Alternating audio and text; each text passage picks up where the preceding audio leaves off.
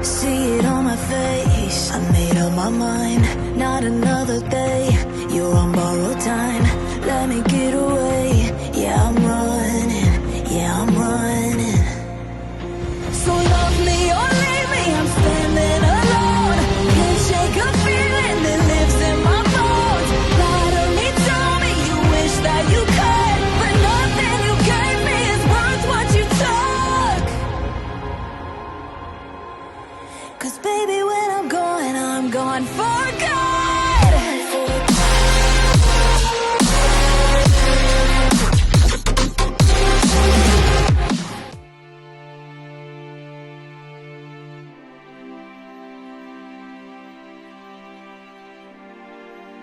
Melanjutkan dari kisah sebelumnya. Sebelumnya Xiaoyan akhirnya membuat kesepakatan dengan penguasa ilusi mimpi agar membebaskan Raja Tianzang, Xuan Huang dan Feng Xi. Hal ini jelas membuat tahanan Rose sangat kecewa. Namun di balik semua itu, sebenarnya Xiaoyan sedang merencanakan sesuatu. Pada saat ini Raja Tianzang, Xuan Huang dan Feng Xi baru saja terbangun dari mimpi. Bahkan sebelum mereka sempat bereaksi, sebuah kekuatan spiritual ruang misterius muncul dan langsung menggulung mereka pergi dari tempat ini. Pada saat yang sama perjanjian telah selesai. Pandangan Xiaoyan seketika mengunci pada tubuh Master Void dan Yao Nantian. Penguasa ilusi mimpi, kau mengingkari janji di saat genting. Aku telah mengingatnya dengan jelas.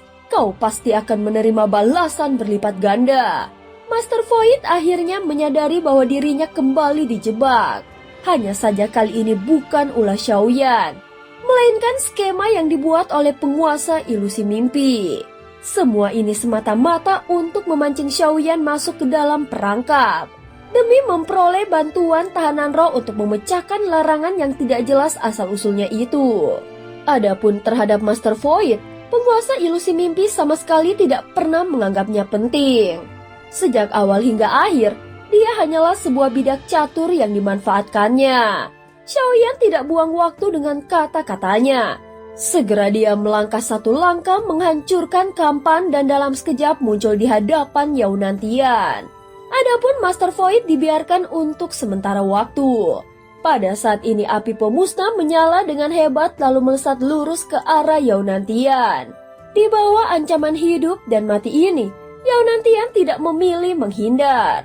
Sebaliknya dia menunjuk jantungnya dengan 2 jari, lalu membuka mulutnya dan memuntahkan sebuah senjata berdarah yang diselimuti cahaya merah. Senjata itu bertabrakan langsung dengan api pemusnah Xiaoyan dengan ledakan dahsyat mengguncang segalanya. Cahaya merah menyala dan seketika menelan Yao Nantian. Dalam kekuatan kehancuran yang ekstrim ini, senjata berdarah itu hanya mampu menahan beberapa saat sebelum akhirnya hancur berkeping-keping. Begitu perlindungan itu runtuh, api pemusnah kembali melonjak dengan kekuatan yang lebih ganas. Seolah semakin membunuh semakin besar pula kekuatannya. Tentu saja Xiaoyan menyadarinya dan ini kedua kalinya dia menggunakan api tersebut dalam pertempuran. Dan dia mulai benar-benar menguasai kemampuannya. Api yang semakin kuat itu menembus lapisan demi lapisan pertahanan Yao Nantian dan menghantam tubuhnya. Seketika tubuh Yao Nantian bergetar hebat lalu meledak. Namun tepat pada saat ini, Xiaoyan mendadak mengerinyitkan keningnya. Metode Yao Nantian memang terlalu banyak. Di detik terakhir, dia bahkan masih menggunakan teknik belalang emas meninggalkan cangkangnya. Entah dengan harta pelindung apa, dia mampu merobek Kampan dan melarikan diri dari ruang cermin ilusi ini. Adapun semua itu terjadi hanya dalam sekejap mata. Master Void yang menyaksikan kejadian ini wajahnya menjadi gelap hingga ekstrim. Sementara itu di dalam kapal Dewa Void di Kampan, tubuh avatar Master Void berdiri dengan aura membunuh yang meledak liar. Sial, untuk kesekian kalinya, mengapa keberuntungannya selalu sebaik ini? Mengapa di dunia Sanhai masih ada orang yang membantunya? Dia semula mengira penguasa ilusi mimpi akan berdiri di pihaknya. Namun kenyataannya, dia hanya menyelesaikan tujuannya sendiri. Pada saat ini diliputi amarah, Master Void segera memerintahkan serangan penuh ke dunia sensi tanpa menyisakan tenaga dan mengerahkan 100.000 prajurit Taisu untuk menyerbu. Jika tidak bisa membunuh Xiaoyan, maka hancurkan dunia sensi. Hanya dengan begitu hatiku bisa tenang. Aku tidak akan berhenti begitu saja. Hingga kini Xiaoyan telah tumbuh. Dibandingkan dengannya, Yao Nantian seperti sampah dan sama sekali tidak lagi berguna. Jika tubuh asliku turun langsung, aku bisa melenyapkannya dalam sekejap. Namun itu terlalu berlebihan. Hanya seorang kultivator tingkat keempat saja sudah mengacaukan hatiku. Dengan cepat dia menenangkan diri. Kali ini yang pergi ke dunia Sanhai hanyalah sebuah avatar. Meski menghabiskan cukup banyak kekuatan, tetapi tidak sampai memberikan konsumsi besar pada tubuh aslinya.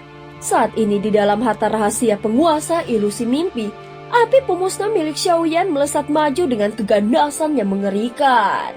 Master Void tampaknya telah benar-benar menyerah untuk melawan. Kekuatan aturan kegelapan yang dimiliki avatarnya sama sekali bukanlah tandingan kekuatan dari Xiaoyan. Terlebih lagi tanpa bantuan penguasa ilusi mimpi, perlawanan apapun akan menjadi sia-sia. Pada titik ini, kekuatan avatar Master Void telah hampir sepenuhnya terkuras. Api pemusnah melayang diam di hadapan avatar Master Void. Xiaoyan baru saja bersiap menggunakan kekuatan perebutan jiwa. Namun tiba-tiba aura avatar itu bergejolak tidak wajar.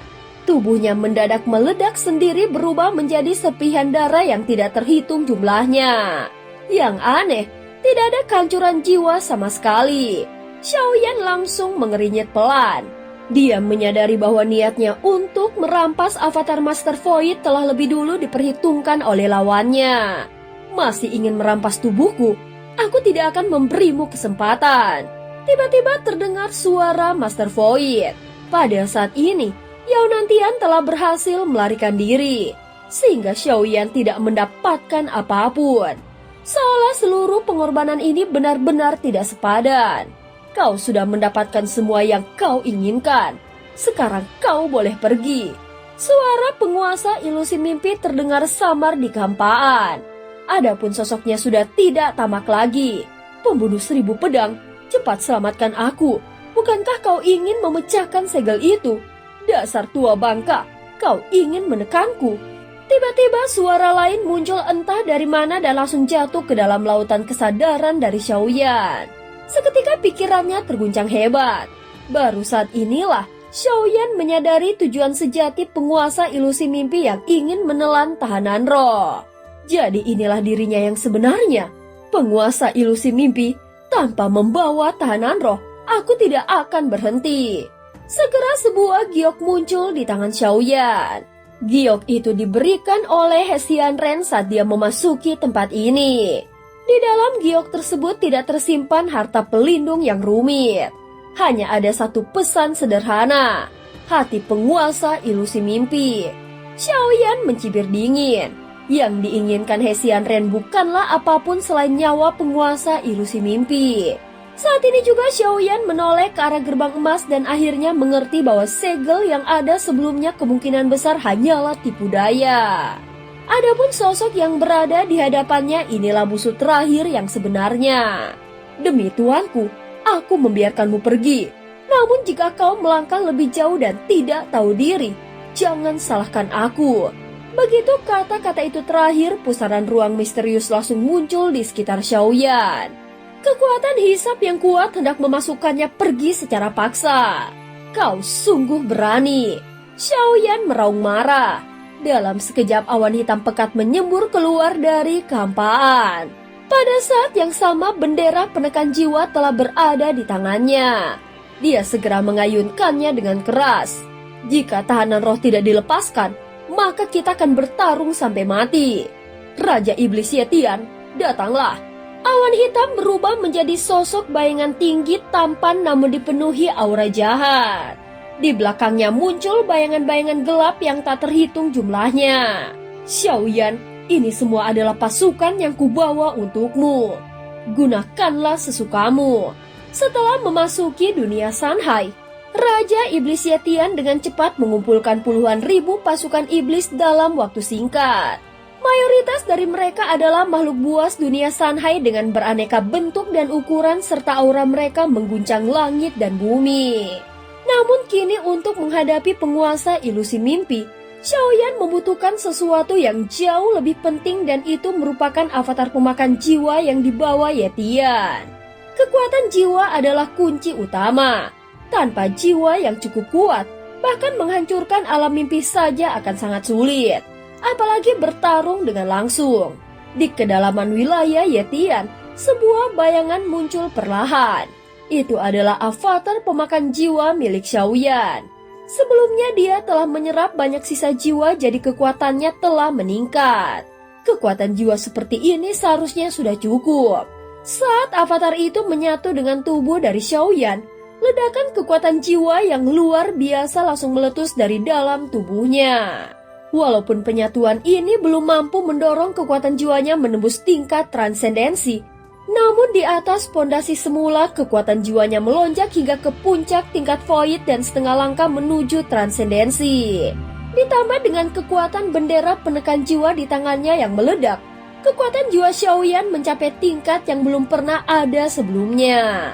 Mungkin hanya dengan ini, aku bisa melawan penguasa ilusi mimpi. Apapun yang terjadi, tahanan roh harus direbut kembali, ucap Xiaoyan dengan suara yang dalam. Dan cerita pun berakhir. Terima kasih udah dengerin Mihu dari awal sampai akhir ya.